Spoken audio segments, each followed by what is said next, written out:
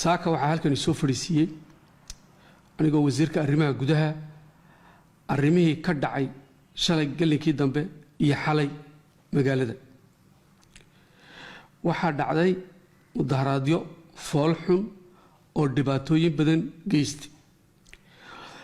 dadweynaha waxaan ogeysiinayaa marka mudaharaad la samaynayo mudaharaadku dariiqyo loo maru leeyahay ruqsad baa la weydiistaa dariiqa baan marayaa baa leeyahay halka baan gaarayaa baa leeyahay marka dariiqta mudaharaadku sii marayana marka ruqsad la siinayo waxa la ilaaliyaa sidii mudaharaadka dariiqa uga bixin oo dadkii iyo dunyadii agagaarka u saameyn baa la eega waxa dhacday shalay galabtii mudaharaad aan sharciyeysnayn oo dad badan ay wax ku waayeen ha noqoto baawr la jajabiyay ha noqoto tukaanab la bilqaystay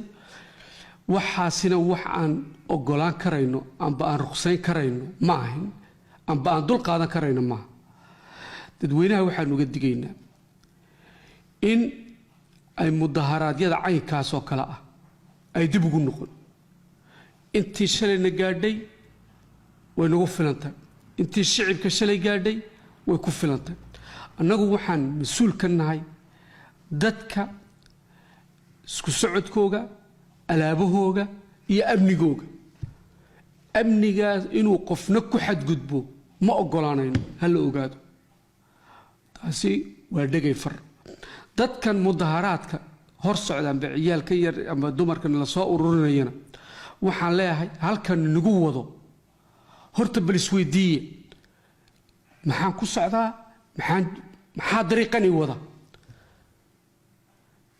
wax kasta uu dhici karaa laakiin wax kasta nidaam buu leeyahay dawladnimadu nidaam bay leedahay nidaamka dawliga waa in la tixgeliyo weeyaan wadanku sharci buu leeyahay sharciga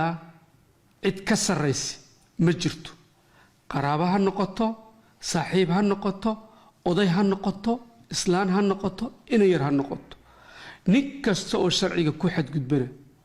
waa la soo qaban doonaa oo sharciga la tiigsan doonaa marka dadku ha ogaadaan